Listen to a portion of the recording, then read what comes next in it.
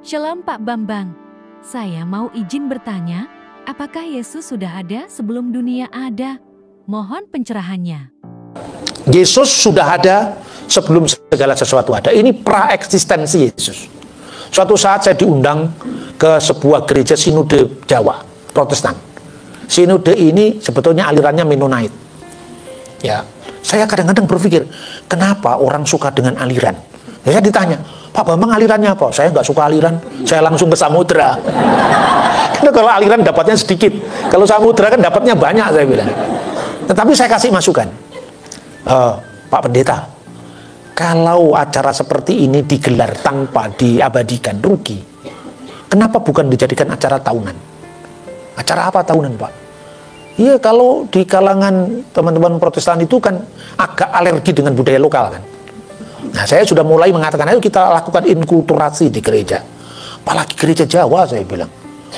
Itu bahkan di gereja Katolik pun yang di Jawa tidak ada momentum di mana liturgi suci gereja itu ditembangkan dalam bentuk mocopat pada awal sejarah kekatolikan di tanah Jawa. Tapi di Jawa ada kalangan Protestan yang begini malah gak dilanjutkan. Terus kita ikut Tuan Menir Belanda, semua sedikit-sedikit pakai gaya barat. Terus saya tunjukkan, ini menarik loh Pak, ini harus dijadikan acara tahunan. Lalu disebutlah yang namanya Ambengan Agung Kiai Tunggul Wulung. Mereka juga ragu-ragu mencantumkan kata kiai, karena itu di kuburannya Tunggul Wulung itu di Jawa Tengah, di Pati itu hanya komplek pemakaman Kristen Tunggul Wulung. Kenapa nggak ditambahi kiai? Loh, kiai kan Islam Pak. Itu Islam rajin mengurus hak cipta. Padahal itu bukan miliknya Islam, itu miliknya orang Jawa. Mulai dari Kiai Semar Bodronoyo sampai Kiai Pradah Gamelan di Ludoyo itu. Kiai itu adalah sebutan hormat, bukan hanya kepada sosok yang dituakan, tapi pada benda yang dikeramatkan. Nah, tapi ketika kemudian gereja Protestan Jawa ini dulunya kontekstual, dulunya inkulturatif, begitu tahun 1930 itu kemudian distabletkan di Belanda, akhirnya harus ikut teologi dari Sending. Akibatnya mulailah gelar kiai dibuang. Kalau Romo ya cuman Romo kebatinan, gitu. Terus pakai gelar pendeta. Padahal pendeta itu justru Hindu dari kata pandit. Nah, ini minta maaf, saya tidak mengganggu kemapanan, ini enggak. Kalau Romo itu istilah Jawa, gitu. Kiai istilah Jawa. Pendeta itu istilah Sanskrit yang dijawakan. Jadi pandit kemudian pendeta. Kalau pendetanya itu bisa Begawan Abiyosho, baguslah. Tapi jangan sampai Durna yang sudah distigmakan, Pendito Turno. Gitu? Jadi ada banyak muatan-muat matra-matra teologi lokal. Salah satu keunggulannya itu apa? Mereka punya semacam sistematik teologi yang ditulis dalam bentuk tembang macapat. Namanya Kidung Rasa Sejati dari Kiai Paulus Tosari. Saya sampaikan kepada desa-desa Kristen, ayo kita bikin ngaji Rasa Sejati Kiai Tosari.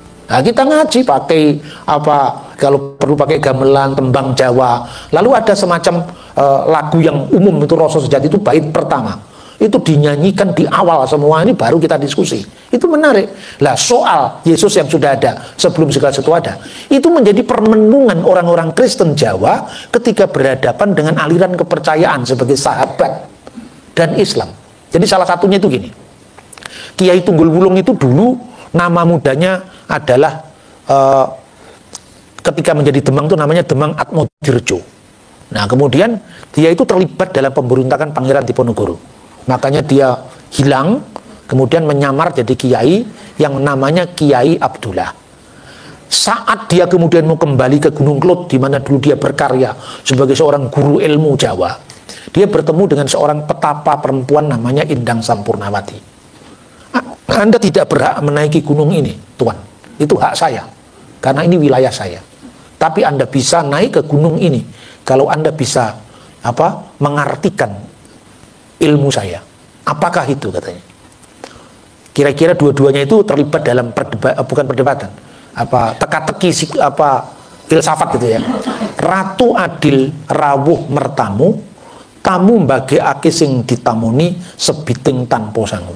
Ratu adil datang bertamu, tapi anehnya tamu tadi yang menyilakan tuan rumah, dia tidak dikenal sebagai tuan rumah yang sesungguhnya karena dia datang dalam kemiskinannya. Siapa? Sebelum pertanyaanmu saya jawab dulu pertanyaan saya. Woh kemiri tiba saiki nanging iso dipanen dek wingi. buah kemiri jatuhnya hari ini, tapi bisa dipanen kemarin. Siapa? Dua-duanya menjawab Yesus. Lah kok bisa? Yesus itulah Raja Penyelamat. Dia datang bertamu, dia datang pada milik kepunyaannya. Namun milik kepunyaannya tidak mengenal dia, karena dia datang tidak sebagai kemuliaan seorang raja. Dia datang sebagai hamba. Maka sebiting tanpa sangu. Itulah Yesus. Yang satunya, buah kemiri jatuhnya hari ini tapi bisa dipanen kemarin. Itulah Yesus sebagai logos. Dan itu menjadi permenungan dari bapak-bapak gereja zaman patristik. Misalnya logos spermatikos, benih sabda ilahi. Setiap orang mengetahui bahwa Yesus itu adalah firman, logos yang ilahi, yang ada sebelum segala sesuatu, karena oleh logos ini Allah menciptakan segala sesuatu. Jadi setiap orang yang menghidupi dirinya dengan logos ilahi, sekalipun dia tanpa mengenalnya, dia disebut Kristen sekalipun dia ateis. Ateis dalam konteks waktu itu apa? Yang tidak menyembah dewa-dewa Yunani. Jadi artinya apa? Yesus tidak hanya dikenal dalam wujud inkarnasinya sebagai manusia, tapi dia dikenal dalam wujud kosmiknya yang memenuhi segala sesuatu. Itulah konsep logos yang kemudian oleh Justin Martir, Clement dari Alexandria, kemudian dipadu sedemikian rupa bahwa puncak daripada pencarian agama-agama apapun itu adalah matahari hikmat Kristus. Itulah yang pernah disampaikan oleh Paulus keempat. Hantarkanlah kami dari gelap kepada terang, dari simbol kepada hakikat, dari bayangan kepada kenyataan. Jadi kekristenan itu bukan musuh agama-agama lain. Kekristenan bukan musuh konsep agama yang berbeda, tapi kekristenan adalah puncak permenungan, jawaban, seperti agama-agama dan pencarian manusia itu seperti fajar-fajar kebenaran yang menunggu matahari bersinar penuh. Dan matahari itu adalah hikmat Kristus yang menjawab, melengkapi segala sesuatu. Nah, kalau pendekatan kita seperti ini, agama lain bukan musuh, tapi sebagai teman sepeziarah yang mencapai puncak permenungannya pada Kristus. Jadi Adam dan Hawa diciptakan oleh Kristus. Kristus sebagai firman, bukan Kristus dalam keadaannya wujud inkarnasi sebagai manusia. Kristus sebagai firman itu yang menciptakan Adam, Hawa, bahkan segala sesuatu yang ada, yang kumelip di jagat raya ini. Nah, itu masih ada. Oke Pak Bambang, penjelasan Anda sangat mencerahkan dan menguatkan iman kami. Terima kasih, Tuhan Yesus memberkati.